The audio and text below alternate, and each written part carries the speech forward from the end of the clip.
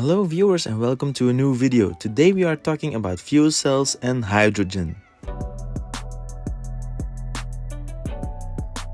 We are looking at a 2021 Toyota Mirai. It has 182 horsepower and 300 Newton meters of torque. Underneath the car you can see these yellow hydrogen tanks. So you fill this car up with hydrogen and then it uses the hydrogen and oxygen in a fuel cell to make electricity. So yes, this is an electric car. It has one motor at the rear axle. With the hydrogen tanks filled up, it gets us a range of 570 kilometers or 357 miles. In this video, I'm going to explain how a fuel cell works according to a small model. In front of you, you can see a little small fuel cell. Yes, indeed, it's a fuel cell. And on one side, we have hydrogen. So as you can see, there is written H2. And on the other side, we have written O2. So that means it's oxygen. So oxygen and hydrogen together, H2O, is water. Yeah, just normal drinking water. And that's what this car produces in the exhaust. In front of you, in the middle, you can see that the fuel cell is placed on this board. So let's start with connecting the battery to this model. The battery is now turned off with a switch, but if we turn this on, we are going to give the fuel cell electric energy. So this little fuel cell is filled with water. When we turn on this battery and we're giving energy to the fuel cell, it's going to divide the water in H2 and O2. So H2 is going to this little tube underneath a little dome in the glass of water there. The O2 will pass through this little tube, the other tube, underneath the other dome in the other glass of water. In a moment when we turn on the battery, you will see little gas bubbles, so watch out for this.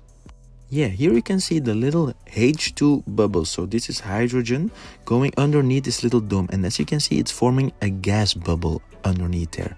And at the oxygen side, it's also forming a gas bubble, but a lot smaller. And that's because we have 2 times hydrogen and 1 time oxygen. So a bigger bubble underneath the hydrogen dome.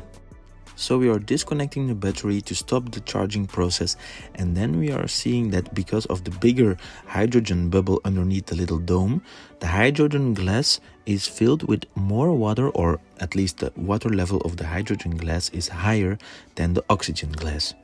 Now we arrive to the big moment. So you see this little propeller, and we are going to connect it right now to the fuel cell. So the fuel cell is going to take the hydrogen and the oxygen, and as you can see, it's making out of this electricity and water. Yeah, H2O. And it also gives us heat. This little propeller is going to keep spinning until the levels underneath the domes are empty. So you could say if the hydrogen and the oxygen gases are not delivering enough pressure to the fuel cell for it to make electricity, as you can see right now. So the little bubbles underneath the domes are not big enough to give enough pressure to make electricity.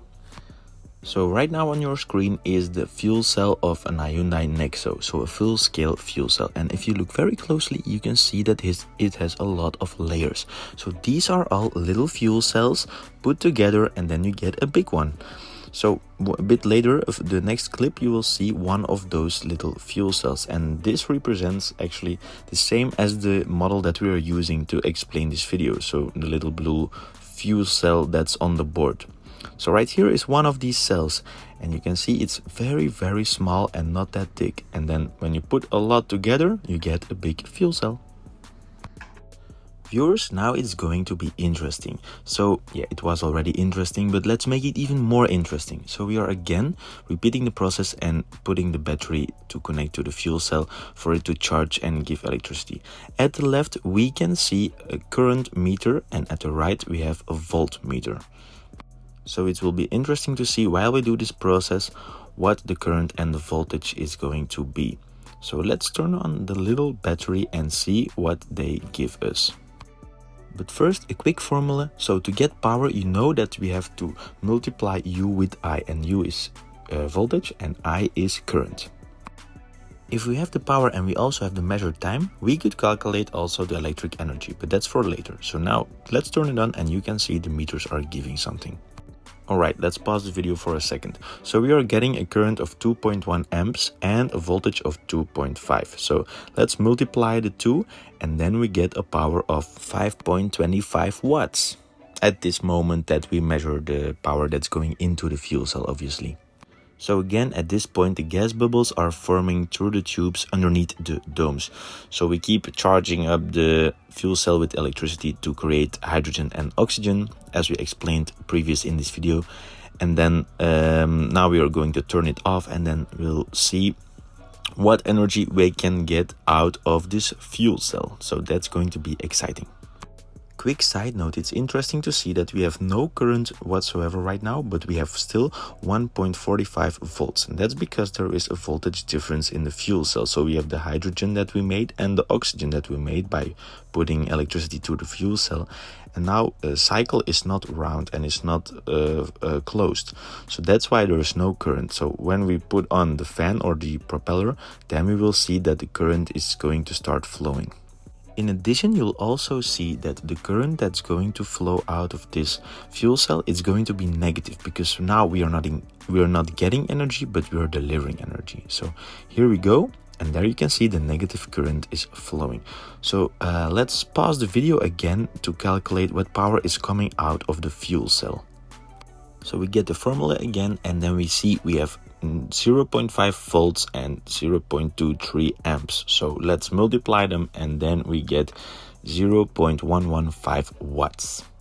Now let's make it even more interesting and calculate which energy is produced by the fuel cell. So to get energy, we need to use the power and multiply it by time. So we measured 3.26 seconds, and then we had 0.115 watts. And if we multiply these two, we get 0.375 watts per second, or watt seconds. So just for fun, let's go to kilowatt hours. So 1 kilowatt hour is the same as 3.6 million watt seconds.